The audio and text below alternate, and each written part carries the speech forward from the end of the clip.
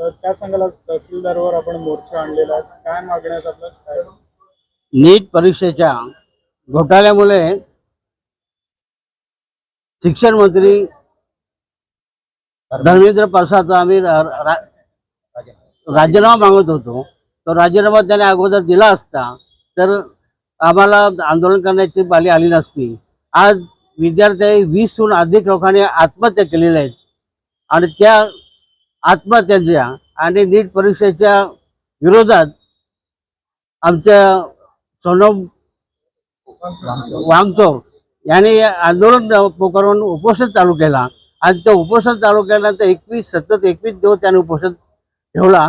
पण त्याच्याकडे आजपर्यंत कोणी एकही माणूस तिथं ढुकला सुद्धा नाही आणि 21व्या दिवशी त्याला चादरीत गुंडाळीत उचलून नेऊन हॉस्पिटलमध्ये ठेवला. हॉस्पिटल ठेवल्यानंतर आजपर्यंत 24 दिवस झाले तरी त्याचं उपोषण सतत चालू आहे. आणि त्याच्या निषेधार्थ आमच्या विद्यार्थी कोपरोज पार्टीचा अभिषेक दिपके यांनी तिथे आंदोलन चालू केला. आंदोलन चालू केल्यानंतर हजारो विद्यार्थी, हजारो युवती, हजारो तिथे युवक तिथे हजर झाले. त्याच्यामध्ये काल तुम्ही पाहिलं असेल टीव्हीवर वगैरे, तर त्यांना एवढे मारहाण केले की लाठीचार्ज त्यांच्यावर करावा लागला त्यांना. आणि एका युवतीचा आज जीव धोक्यात झालेला, ती एवढी श्रेष्ठ झालेली आहे.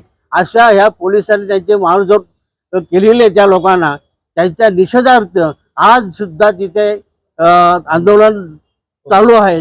पण ह्या सरकारला त्याच्यात कुठल्याही प्रकारची जाऊन त्यांना भेटावा, त्यांच्या आंदोलनाला जाऊन तिथे भेट द्यावा, असा कुठल्या प्रकारचं एकही सरकार तिथे कोणीच आजपर्यंत ढुकलेलं नाही.